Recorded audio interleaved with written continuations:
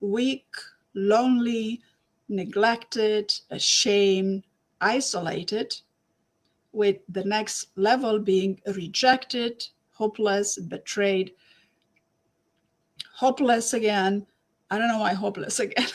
Just was, well, unmotivated and disappointed. So these are natural emotions. But what happens with these natural emotions, we need to understand that we have choices to not indulge in these emotions for too long, right? Because another chapter of what emotional intelligence is not is limited emotional vocabulary. Yeah. So emotional vocabulary and getting familiar with different type with normal emotions of normal people. I believe Abraham Maslow wrote the book, if I'm not mistaken, Emotions of Normal People. When we have a limited emotional vocabulary, this does not encourage a diverse emotional vocabulary. Like I just expressed a bunch of emotions that are fear-based or a bunch of emotions that are sad-based. Yeah. But this will impede individuals from accurately identifying and expressing their emotions. Yeah. And when we understand emotions are normal, but throwing out emotions on others is not. Yeah? We're only supposed to react and snap when our life is in danger. If someone insults you and they said, "Oh, that's such an ugly blouse you're wearing," just say, "Well, thank you very much. Thank you for your 2 cents." You're not supposed to snap because someone didn't like your blouse. Now, mind you, they are inconsiderate to say something like that. Their emotional intelligence is very low for them to say something like that to you. That is a fact, but don't react to it. Just let them be who they are. You keep on going and elevate your emotional intelligence, and eventually you will lift them up somehow, because all of the emotionally intelligent, developed people that have elevated their emotional intelligence, they behave as such, they demonstrate emotional intelligence, and other people see that. See, you don't just do that for yourself. You might be selfish, but you actually you end up providing a service to those around you only by elevating your emotional intelligence. And if we are to look at another emotion, the emotion of anger, because today's topic is what emotional intelligence is not. So anger is going to go into rage, into annoyed, bitter, hateful, grumpy, jealous. There is a lot of hate that has been going on in the United States, and a lot of violence due to hate. And now you have business establishment, they have a little notes. They said that hate is not tolerated in this establishment, and if you behave with hate, then you're going to be escorted out. Really, in this country we need to display that kind of sign in a business and establishment, like in a medical facility.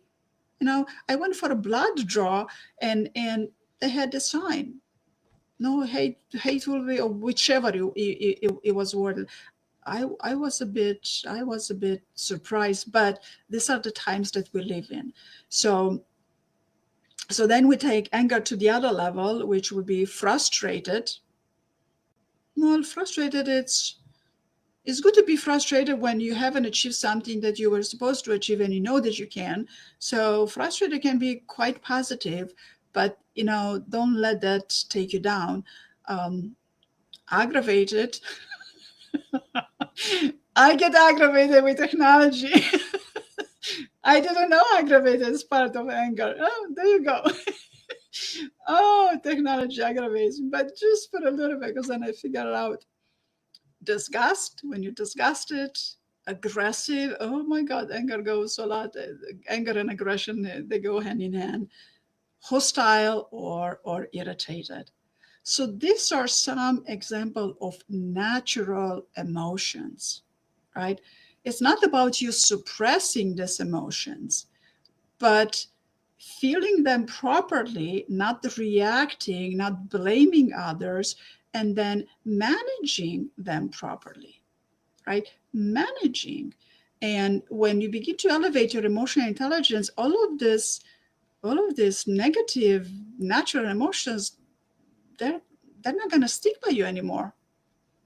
They're just not going to be there. You are not going to experience this these negative emotions as often, as many, and if you do, they're going to be very, very short-lived, because you're going to recognize, oh, I'm frustrated, oh, I'm aggravated with technology.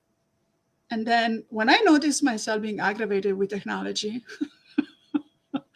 you click on it and things don't happen, but you just clicked on it and it's supposed to you're supposed to respond to the command. Well, then I start laughing at it. Yeah.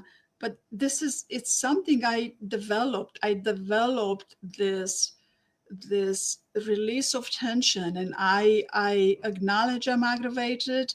It's not a whole lot I can do about the technology. If it doesn't want to reply to my clicking on it, good luck to me.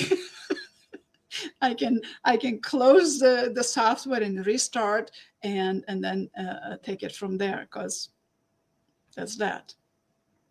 Want to add something to that, Randy? Yeah, you're saying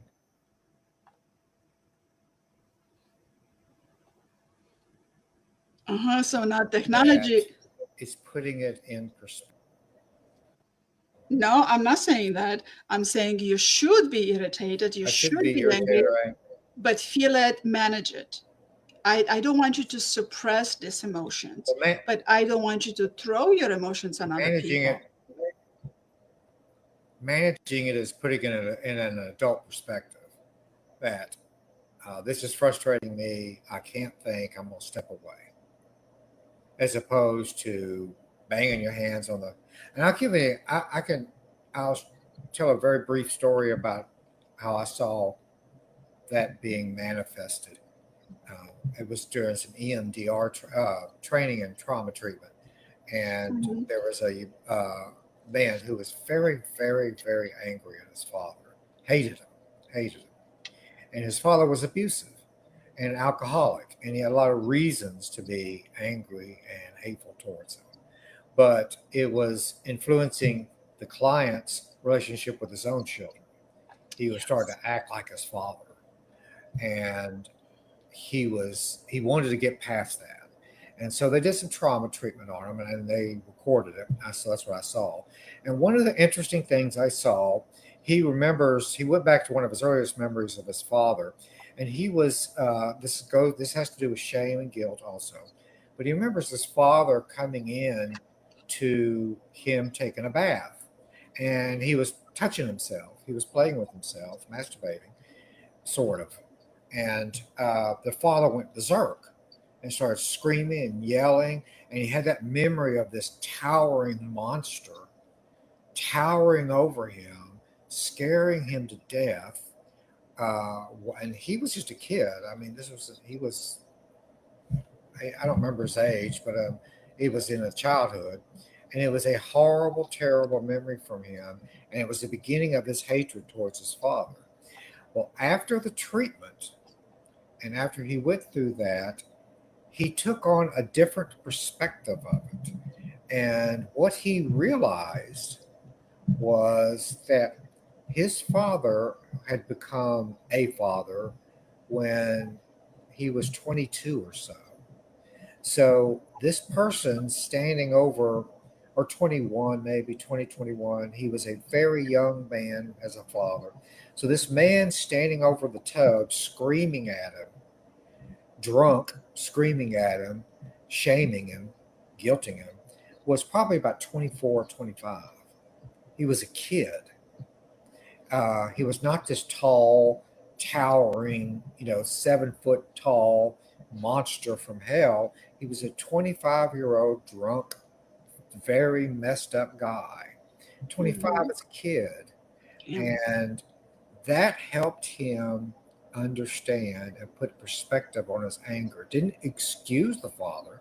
It didn't say the father was right or the father was justified or good for the father or the father um, had no responsibility in it. It just said the client was just able to put an adult perspective on it. That this, I have been angry at a person who was very troubled, probably did not want kids, was very young and stupid, and did some very dumb things. And I can get on with my life now. So that was a very good demonstration to me about somebody coming to emotional intelligence, as opposed to hanging on to anger and hatred towards somebody who might have deserved it. I'm not going to judge them, but was inhibiting and keeping somebody from having a happy life, basically. Yes, yes, and you bring out such a good story, Randy, because a lot of people look at therapy as something to be ashamed of, guilty and ashamed of. One of it debtors your emotional intelligence and it debtors your emotional health, and the in the therapeutic context, you are able to help this client change his beliefs and his values, which they are so rooted so deeply, yeah, about an experience that he had. So and he was able to begin to think about forgiveness and allow forgiveness to begin to happen, right? And obviously the fact that he doesn't want to be like his father, there's something to be applauded for, but recognizing that his father did the best he could with what he had available, and like you said, not even drunk and not very don't want to say the word, to come to that realization indeed is a um, elevating your emotional intelligence. So that's where therapy is not for mentally ill people. Therapy and hypnosis is not for mentally ill people again. And I'm surprised you didn't bring out the word hypnosis. Usually you're the one bringing out the word hypnosis. So, but I did have something to say about all right, hypnosis. all right, we got to say, but things like this that happen in childhood, they leave such an imprint in the limbic system, and we need a different kind of experience to remove it from that, so it's not going to stay in the reactionary mode, right? um, and therapy is for normal people. Therapy is for people that want to grow. And go ahead and add, Randy, what were you going to say? Um, well, part of emotional intelligence is, as much as we can, and I can't do it 100% of the time. I'm unable to. I'm sorry, the screen popped on. I'm unable to uh, do this 100% of the time. I'm happy if I can do it 75, but it's putting yourself in another person's shoes. And in hypnosis, there's a type of thing. This is not done for everyone, but some people respond very well to it. It's where the hypnotist has the person say I have got a lot of anger, or say that I've got a lot of guilt. The the therapist puts, the hypnotist puts part of my guilt in another person or in another entity, and I'm able to have a conversation with it in a trance. That sounds weird, and I'm trying to make it not sound so weird. But Mm-hmm. what I'm trying to say is that it helps in trauma victims, sometimes in hypnosis, a client can have a conversation with somebody that they're angry with, and Mhm. they can also, in the trance, be in that switch chairs and go to the other chair and talk back as that person. Yes, And it's like very Gestalt, similar to Gestalt. it's an old Gestalt therapy technique. It used to be called the two chair work, Hmm. where yeah, it's the same, but it's done in a can be done in a trance, Hmm. and it's very powerful and very useful. So if somebody comes in and they're really struggling with, they can't get along with their mother, for instance, or father, but say the mother, they're constantly fighting. They live next door. They're Romanian, so they're going to be living next door to each other forever and ever, and they fight like hell. And um, but they go to these giant Romanian celebrations and they have a good time, and they all dress up in their costumes and their folk costumes. But when they get home, they start screaming at each other. So the Romanian woman comes to Carmen and says, "My mother screams at me all the time." Well, Carmen, as a hip, is that kind of accurate, Carmen? Kind of so that you've been very cute and funny now, but it's okay. It's because we only address Americans and Romanians here. That's it. Other, it pertains to other cultures too, but we're gonna stick with Romanians and Americans. Go on, go on. So they come to Carmen and they say, uh, I live next door to my mother and she screams at me all the time. What can I do?" And Carmen can, in a very skilled trance, help that person see where her mother's coming from. And that can be very healing. And I know for myself, it always, my own father was a preacher and he had a lot of issues and he was very angry, and he was one of the kind that you're talking about, Carmen, that if if they preach what down here in the deep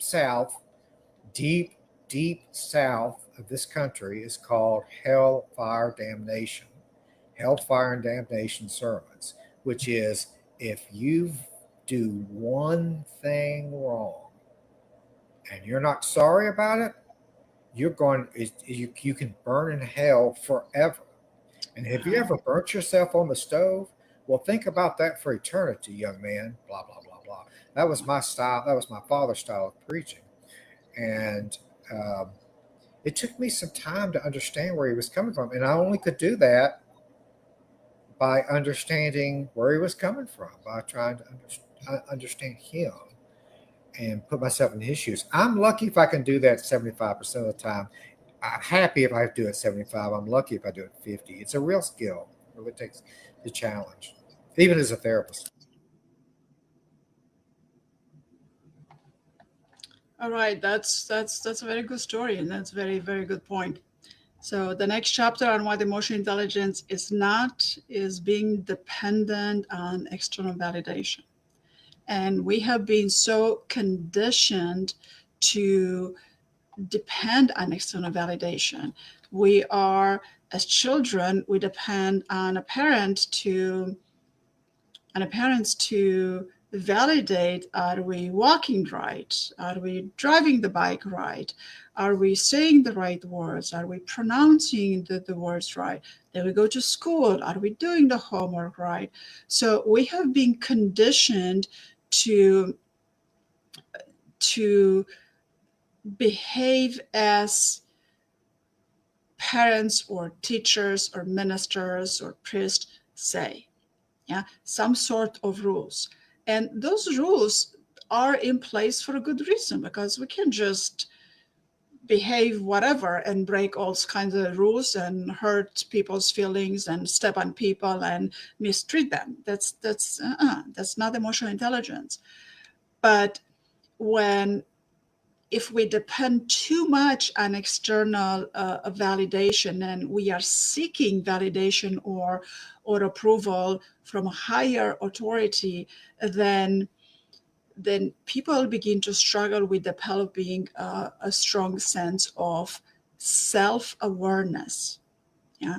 And I have clients that they're asking me for validation, and I'm guiding them back to themselves. I'm guiding them back to their values, to their beliefs. I'm using emotional intelligence as a good enough guide of what would be emotional intelligence, but not everybody is emotional intelligent. So then would be, what would be their choice in that particular manner, right? I don't, like, someone needed me to validate their decision, and it was a real big life-changing decision. I wasn't going to do that. I wasn't going to be part of why they decided so, but I guided them to all of the resources they need to make the decision, and let that decision be their own. And also within this decision they needed to make, there was such a strong fear of higher authority. There was such a strong fear of punishment. They were going to be punished by God if they make the decision and take the next step in their life. And so many people decide so nowadays that they're talking about divorce. I mean, divorce is just, it's such a high rate, right? And which is better, which is healthier, to stay in a marriage where you're abused and you lost your sense of self, and or to just, I don't know. So this is an individual decision where we get to guide them to resources, for them to make their own decision, stating what's healthy, what's not healthy, because you'll be surprised in all kinds of marriages what people will agree with. And even though it's not highly emotionally healthy, maybe it doesn't bother them all that much. Maybe they're a bit more detached. So who is to say what is right and wrong in a marriage other than those who participate in it, right? So if someone comes to me and said, I'm not sure, well, let's get you into the closest that we can get you to be sure, right? What are your values? What are your beliefs? What's important to you? What are your needs? Are your needs covered? Do you have needs you're not aware of? And so on and so on. What are your aspirations? What motivates you? What are your goals? So that's a lot to explore, right? So depending on external validation is important, but to depend on it and lose your sense of self, and lose your self-awareness and your identity. I mean, I grew up in a country that individual identity it didn't exist. I moved to this country, and after many years, I began to understand that we as humans have an identity, and we have a right to our identity, not just to our cultural identity, right? Not just to our national identity, but to our self-identity, right? Behaving with all respect towards others and all the empathy. We have a right to our identity. So that's something that still people struggle with, needing external validation to know who they are. Yeah. So, Randy, what do you want to add on that? Well, yeah, that uh, makes have much value to add to it, other than just to kind of tag on that we live in an age where external validation is toxic. And I know everybody blames social media for everything. And the next earthquake we have is going to be blamed on social media. And I just, but there's some validity to that. When I dip into social media, um, it's so uh, it's so based on external validation. What people post, do you like Mhm. how look how pretty especially for women, look how pretty I am, look how Mhm. smart I am. For men, the ones I've seen is look how macho I am, look how tough I am. And it's it's very toxic. And yes, if the more we rely on that, The ones I've seen is look the how much very harder tough. life can be. Yeah. Yeah, you bring And out a good. oh, I'm Go ahead. sorry. I was just going to say, one of the ways that's it's not just changing our mind about it. It's also hypnosis can help with something like that. It can help understand because those thoughts come from somewhere. The need for validation, the need to feel smart, to feel macho, to feel tough, to feel pretty, to all that need that comes from somewhere, and hypnosis can help find out where it's coming from and resolve it. You're right. You're so right about it because with hypnosis we get to access your deeper values and beliefs and see I do they still serve you, right? Are they providing a benefit to you? Because there's a lot of values and belief we grew up with that no longer serve us. They're not good for us anymore, right? Like, I don't believe in external validation. I believe in mutual respect, cooperation, collaboration. But whether somebody validates me or not, it's not going to alter my sense of identity. But I have worked on this sense of identity a long time, and I worked hard on this sense of identity. I grew up in a culture where there was no sense of identity. I mean, everybody who was a senior, either older than you or had a title, knew better than you, and you were supposed to just bow. I grew up in communism, right? Um, don't get me wrong, there's good things about growing up in communism, the sense of community and collaboration, it was there, and it's a lot of compassion, but no sense of individual identity. And even here, when I interact with some Romanians, that still they have not developed the sense of identity, the sense of this is who I am. I respect you, you respect me. Um, they it's hard for them to have that concept because they never grew up with, right? And if they don't go about elevating their emotional intelligence, if they don't go about personal growth, emotional health, emotional intelligence, a spiritual growth, they're not going to understand the concept, and they're not going to necessarily agree, they're not going to validate your identity. So if you have a healthy sense of identity, you're emotionally intelligent, and you treat everyone with respect, compassion, empathy, you do behave and demonstrate all of the emotionally intelligent requirements, you don't need external validation. And if somebody asks you, well, why this? Well, I don't have to explain anything to you. How can I help?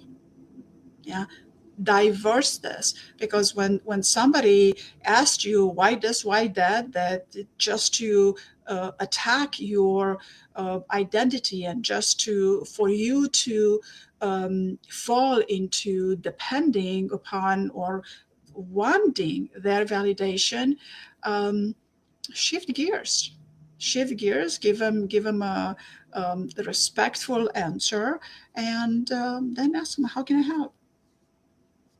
That's going to be very confusing to them, because they're expecting they're there to admonish you, they're there to scold you, they're there to tell you you haven't followed some sort of rules. But if you shift it around, then you're going to demonstrate respect to them. And Who knows? Maybe that's going to change the trajectory of their life. Maybe that's going to realize that, oh, I'm not supposed to be saying that. That's not a good thing to say, right? All right, so the next chapter on what emotional intelligence is not is us versus them.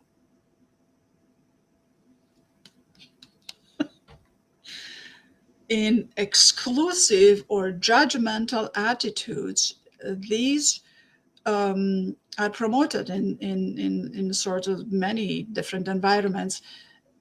This mentality contribute to a lack of understanding, a lack of empathy. It reduces empathy and reduces the understanding toward people with different backgrounds. And you don't have, your background doesn't have to be as different as being from a different country or being from a different culture or being from a different religion. It doesn't have to be as large, as significant. You can just have a different background, like earlier I explained, having a sense of individual identity, of knowing who you are, right?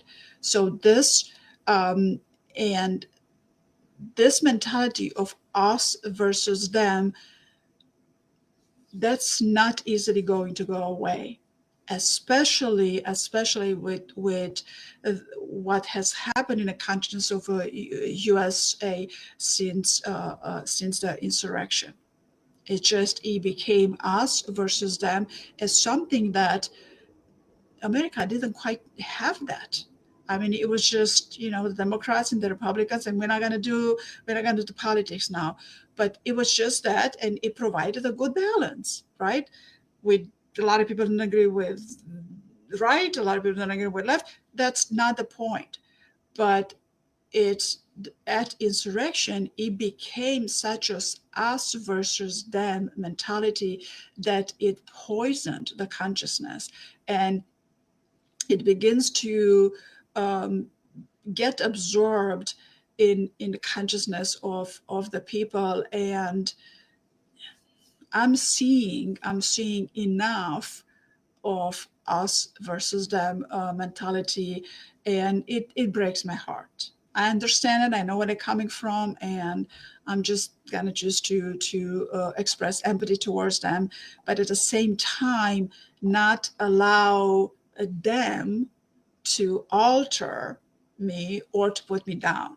As soon as someone tries to put me down, that's going to be addressed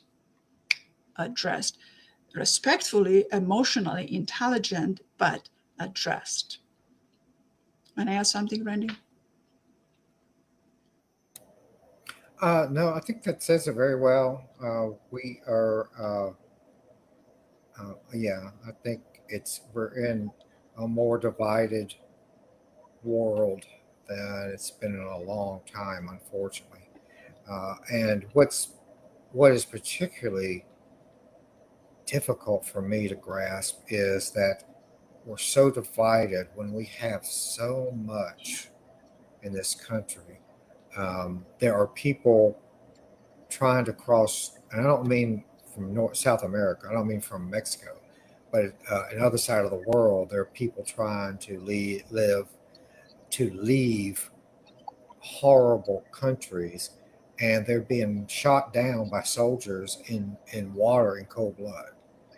They have nothing. They literally have nothing. So it's just kind of, you know, it's wonder about what's gone wrong because we have so much here um, to be thankful for. Um, yeah, yeah. So it's Yeah, it's a heavy topic. Yeah, it's a heavy topic. Yeah. Okay, one of the last part, not quite last, of what emotional intelligence is not, it would be pressure to conform. A pressure to conform is prioritizing conformity to a specific set of norms and behaviors. And I'm not talking about the laws. Laws are there, we're not going to break the laws. That's just clear cut, right? But outside of that, prioritizing conformity to a specific set of norms and behavior is going to discourage people from expressing their authentic emotions if their authentic emotions are not aligning with these norms. Well, guess what? Um, a lot of your emotions are not going to align with those norms. And Rennie talked about it earlier about men not being allowed to have emotions. Well, emotions are for normal people. Having emotions and expressing them, it's a different story. And blaming your emotions on others, it's a different story. But having emotions is natural. Yeah. So what we want to do, we want to learn to manage emotion. We want to learn emotional intelligence. We want to elevate emotional intelligence. And I'm going to add a photo of the circle of, there's a good photo with three levels of emotions, what I read from earlier, that is going to help us identify some of these emotions.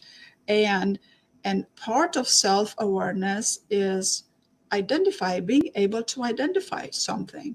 And when you identify an emotion that doesn't serve you any well, you can do something about it.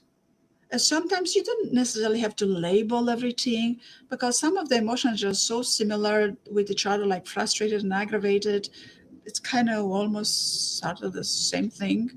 When I get aggravated with technology that things don't happen, I'm also frustrated at the same time. So it's kind of, kind of the same. But you don't always have to label, but it's good to have this available so you see that they exist and they are natural. But what's not natural is to throw it on others and to blame others. Yeah. So self-awareness, self-reflection, self-responsibility, elevate your emotional intelligence, and don't suppress your questioning and being inquisitive. Guilt and shame have no room in emotional intelligence other than don't break the laws. Yeah, other than the healthy, don't break the laws and don't step on other people and don't hurt other people's feelings. Don't discount other people of being lower than you, because nobody's better than anybody. Nobody's lower than anybody. It's just their titles might be different, their responsibility might be different, but as human beings, we are all of value, right? So don't be afraid of God punishing you, right? Because God is loving. And if you begin to love God a little more and have conversations with God, then sooner or later, well, it depends on the amount, the level of the level and the amount of fear that you have about God's punishing you. Sooner or later, it will diminish that fear. Just have love for the God of your choice. Love your God. Hopefully it's a good God, and have conversations with that, and fulfill your spirit with that. Let it be nurturing to you. God and divine is supposed to be nurturing to you, is supposed to be helping you, not to be there of fear of punishment. Well, we have laws over here that you better be afraid of breaking the law, because no breaking the law. I don't care how emotionally intelligent you are, no breaking the law, right? um, and then understand that there are natural emotions. Emotions are natural. What we do with these emotions is a different story. So being emotionally intelligent, you learn what to do, how to manage these emotions. Expand your emotional vocabulary. And I'm going to present that image that it's a circle, and it has several pies to it. No, they're not cherry nor apple pies. It's just a image. It's a two-dimensional pie. And then depending on external validation, sometimes you want to um, what's the word? You want to collaborate with others, and you want to have their collaboration and cooperation, but having your identity depend on external validation, whether you are good enough, whether you are beautiful, whether you are slim, how heavy are you, have you gained weight? God help us if you gain 20, 30 pounds. Women do that, men do that, hormones do that. So you don't need all of the external validation to be beautiful, because beauty is in the eye of the beholder, and beauty comes from the inside. And when you are emotionally intelligent, you're going to radiate beauty automatically, right? And then that's the mentality of us versus them. Maybe a little bit less of that. There's always going to be us versus them. Let that be in sports. There's always going to be teams, and let it be entertaining to you. But you believing in being engaged in us versus them. No. You want cooperation and collaboration. It's more emotionally intelligent and creates more ease in your life. And pressure to conform, limit that pressure to conform to conforming to not breaking the laws, right? Conforming to not breaking someone's heart. Yeah.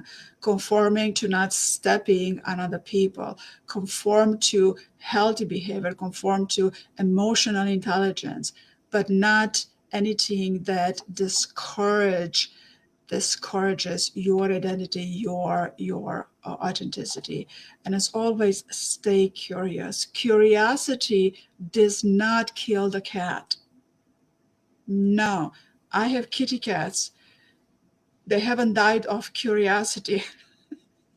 They've gotten in plenty of trouble because of their curiosity, but curiosity doesn't kill the cat. Lack of curiosity will kill your emotional intelligence, but be curious, because curiosity is such a key element of emotional intelligence. And it's, well, healthy curious. Yeah, I don't mean being curious of what your neighbor is doing and picking and being a, what's that word? When you keyhole, when you whatever the word, I don't even want to say the word. No, don't do that. No, that's not the kind of curiosity I'm talking about.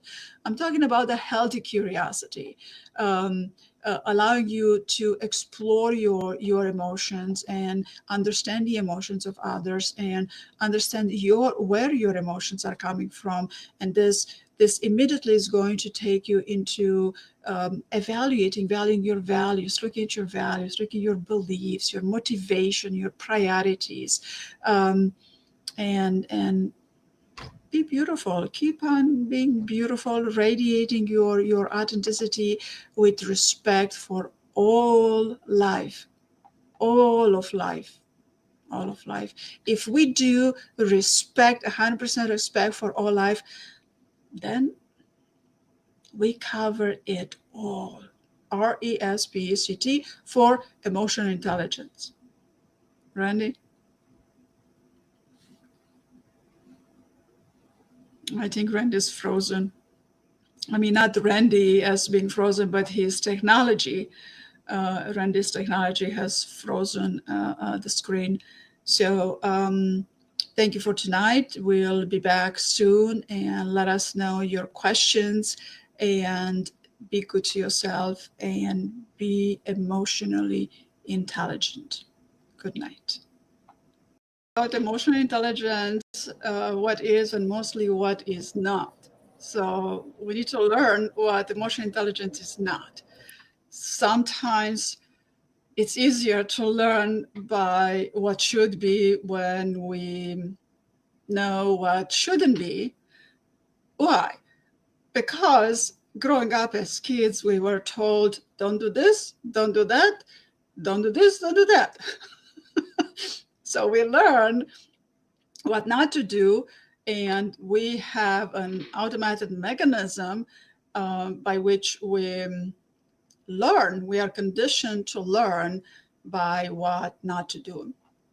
So we're going to talk a little bit on what emotional intelligence is supposed to be, but also we're going to touch up today on what is not emotional intelligence and how this affects and diminishes your elevating your emotional intelligence.